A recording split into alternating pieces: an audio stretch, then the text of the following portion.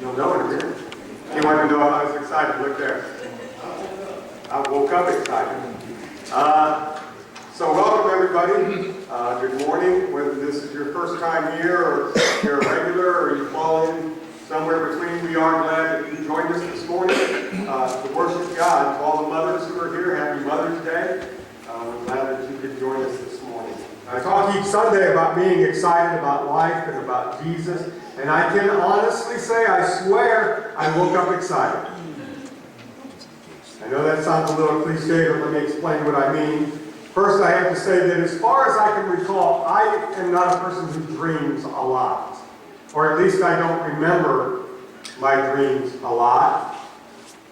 I'm also not a person who reads a lot of meaning into dreams. I'm pretty much convinced that what you dream is based on what you ate before you went to bed, or what you were thinking about before you fell asleep. Those are usually the two things that I think create dreams. Anyway, I woke up excited this morning because, let me tell you, in my dream, for some reason, I was driving very fast, in reverse, down the street that I grew up on. Yeah. Then I heard a siren. Then I saw the flashing lights. And my first thought was, I've got to get out of this cop's way. So I pulled over. So did he. Wasn't even thinking about that. At that moment in my dream, I realized three things. Number one, the lights and the sirens were for me.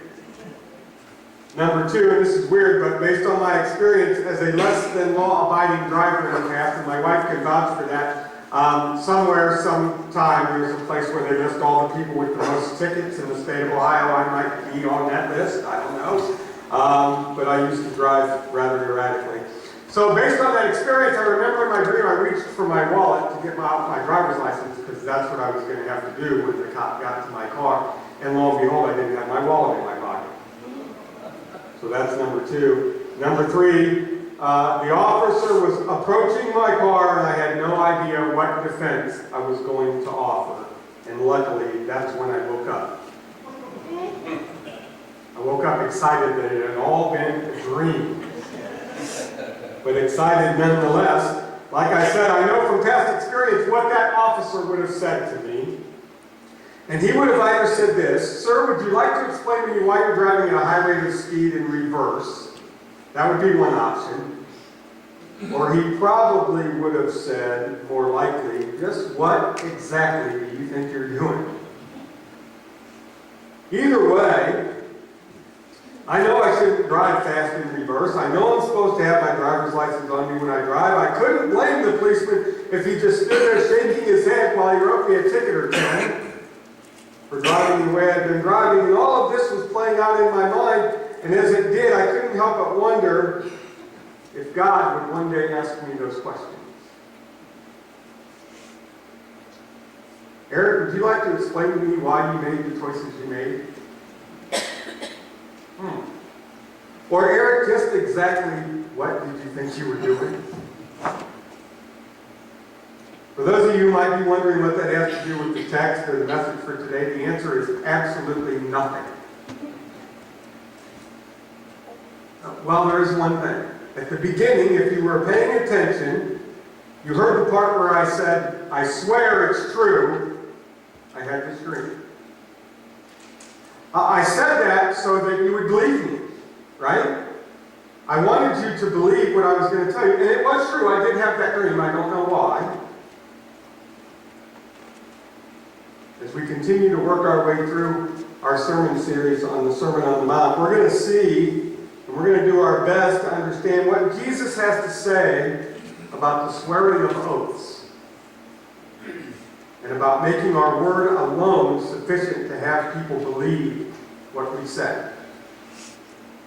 We're still in chapter 5 of the Gospel of Matthew. If you'd like to bookmark that in your Bible or on your app, I'm going to quickly recap what we've covered so far. Jesus started this teaching by listing what we call the Beatitudes. And I said at the beginning of the series that the Beatitudes are the natural progression and the eventual outcome of a life that is lived obedient to the teachings of Christ. That's my personal definition of the Beatitudes. Next, Jesus tells the crowd that their personal goal should be a righteousness or a right living in relationship to God, a righteousness that exceeds that of the religious leaders of the day. The Jewish church leaders had twisted the law of Moses, and while appearing on the outside as obedient, were inwardly serving their own agendas rather than God's plan. According to their interpretation of the law, it was okay to wish somebody dead as long as you didn't actually kill them. Jesus said differently. It was okay for a man to lust after a woman in his mind and in his heart as long as he didn't act on those desires. Jesus said different. It was okay for a man to put his wife out simply because she was no longer pleasing to him. Jesus said different. As I've said for the past 2 weeks, knowing Jesus changes things. We're going to see that again this morning. Jesus, in this time on the hillside, is explaining to the large crowd that it's the motivation of a person that God sees. It's a person's thoughts that lead to his or her actions. So one's thinking has to be changed. In the part of the teaching that we'll be reading today, it appears that the Pharisees and the teachers of the law, those religious leaders of the day that Jesus keeps talking about, had perverted yet another part of the law. And in this instance, it has to do with the swearing of oaths. We're going to read these verses, Matthew 5, 33 through 37, and then we'll do our best to see how this applies to us. I'm going to be reading from the newest NIV translation, which says this. Again, you have heard that it was said to the people long ago, do not break your oath, but fulfill to the Lord the vows you have made. But I tell you, do not swear an oath at all, either by heaven, for it is God's throne, or by the earth, for it is his footstool, or by Jerusalem, for it is the city of the great king. And do not swear by your head, for you cannot make even one hair white or black. I'm going to stop right there, and we're going to get an understanding of what exactly Jesus is referring to here, because we have to remember, we have to know the context of what he's talking about. The people in the crowd that he was preaching to that day would understand exactly what he was referring to. Under the law of Moses, once the name of the Lord was used, the vow or the oath to which it was attached became a debt owed to God. If you vowed something in the name of God, you owed it to God to keep your word. The words used in the oath were the determining factor. I think they call that talking out of both sides of your mouth, don't they?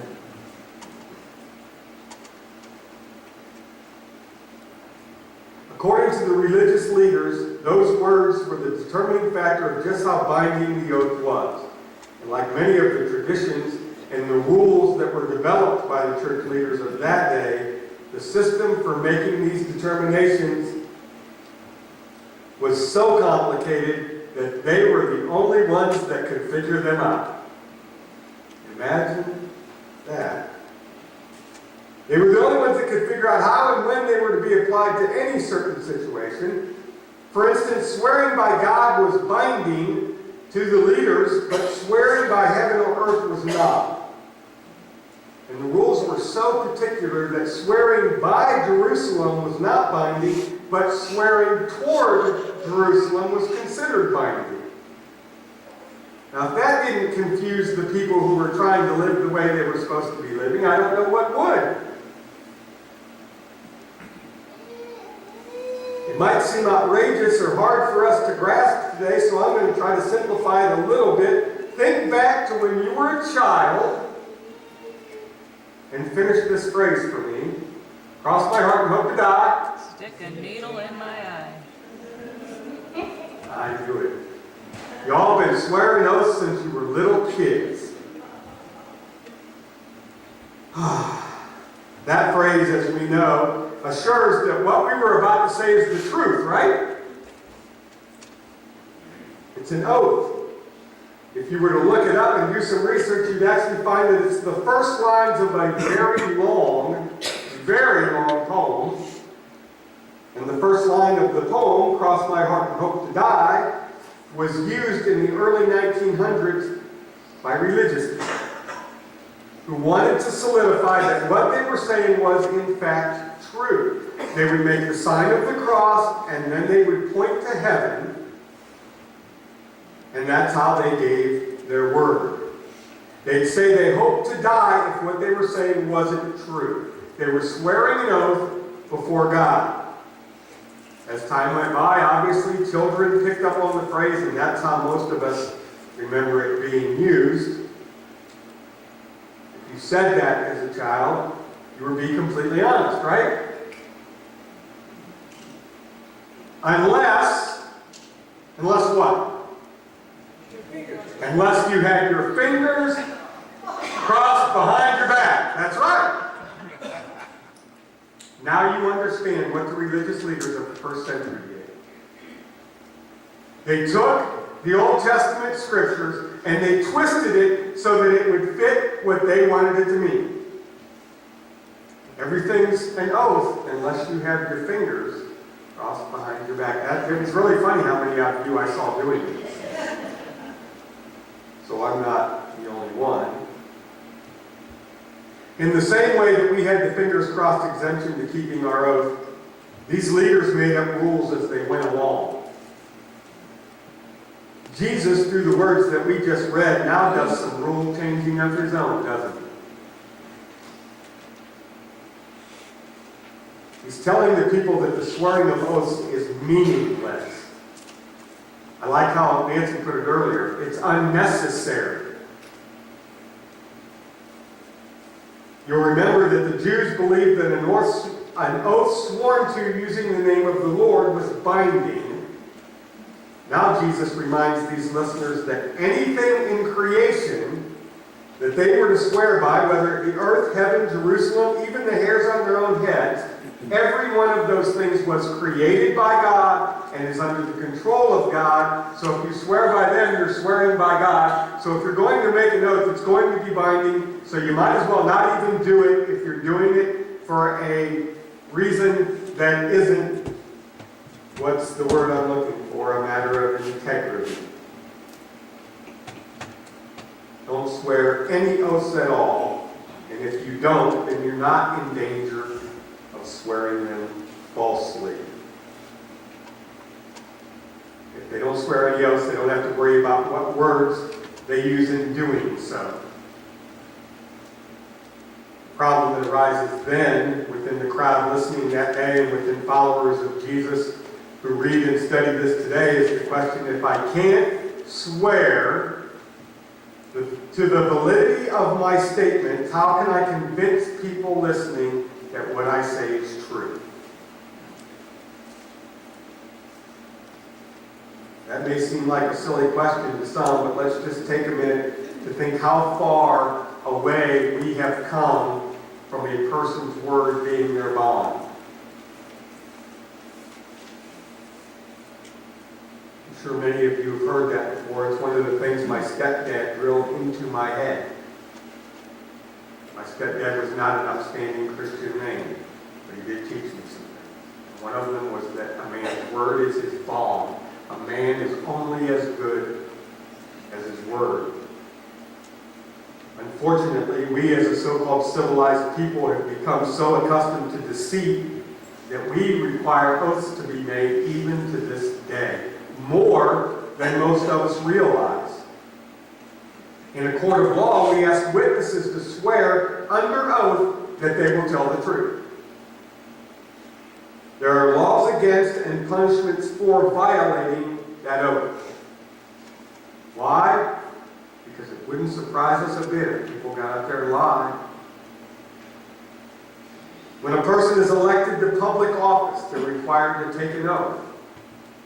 I find that one quite sad because what we're requiring them to do is to swear that they will do the job that they asked us to elect them to do. And now we have to ask them to promise to do it once we've elected them.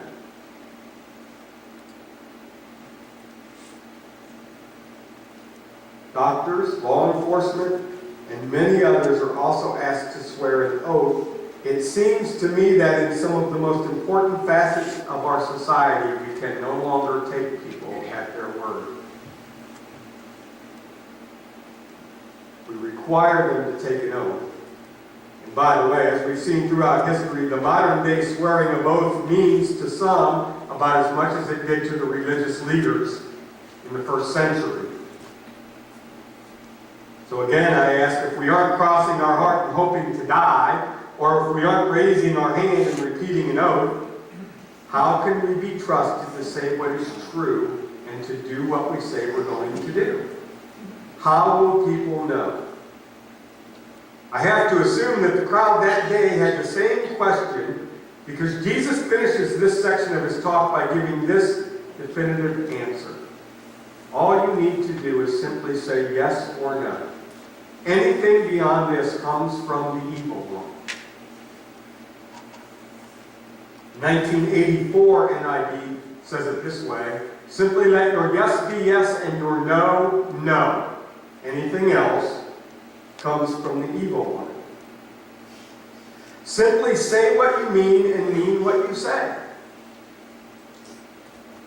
If you're being honest and being a person of integrity, you won't need an oath to back up anything you say or do.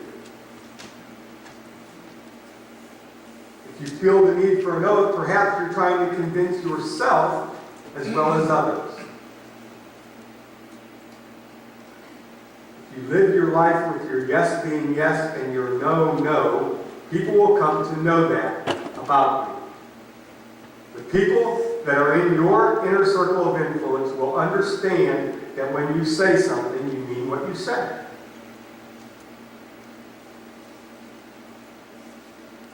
I'm reminded of a situation that happened a few years ago. It was a bad situation.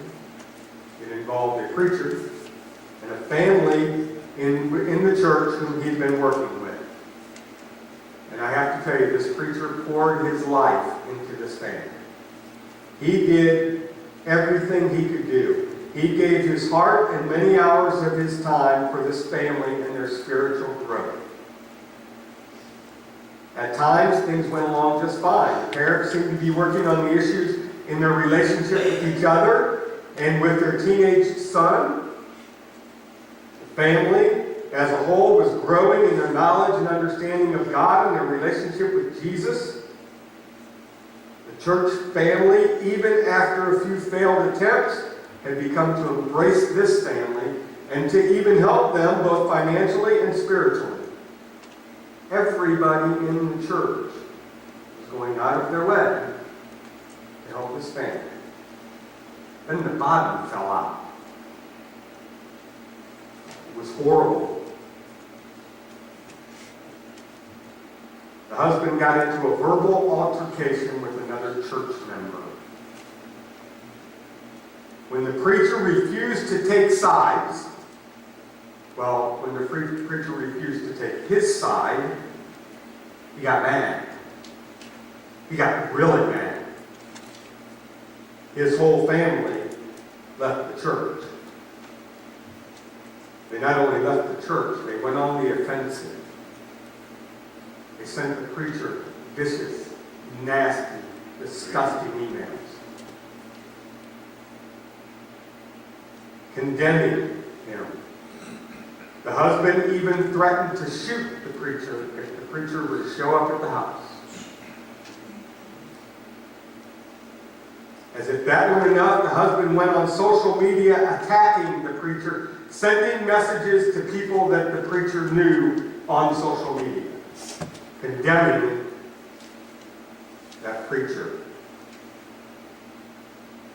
Not just condemning, saying really nasty things about him. And then all of this got back to the elders of the church where the preacher preached. They were livid. They were up in arms. All of these things were being said about their minister, and surely that was going to reflect poorly on the church.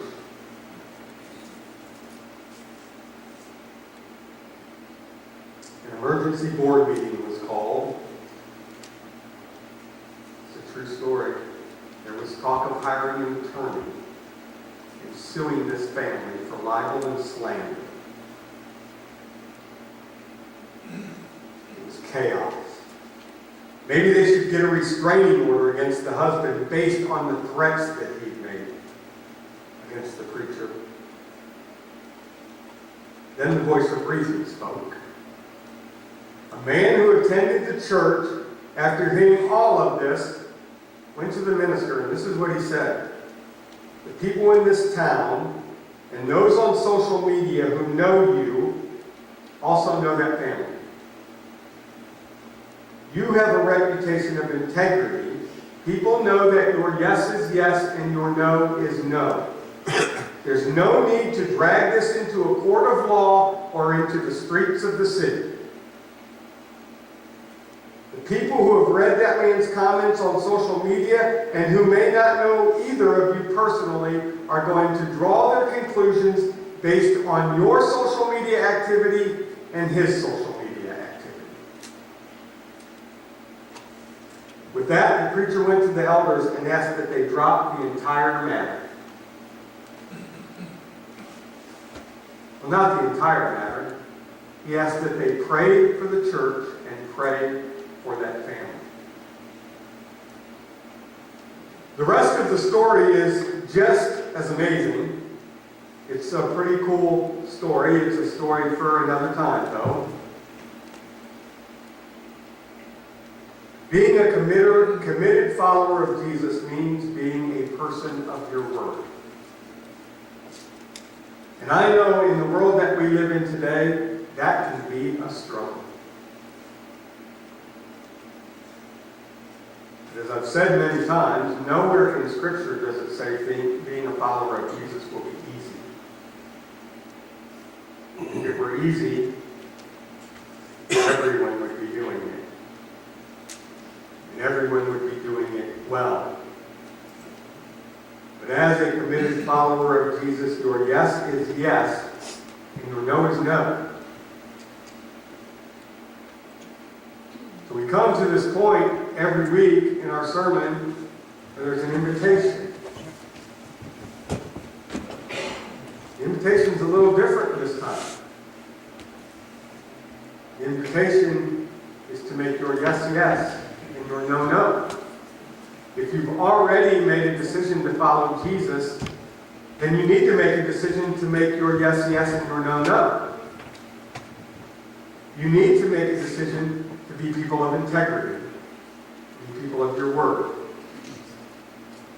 If you've never made the decision to surrender your life to God's plan through a relationship with Jesus, the first step is to make your yes, yes, and your no, no.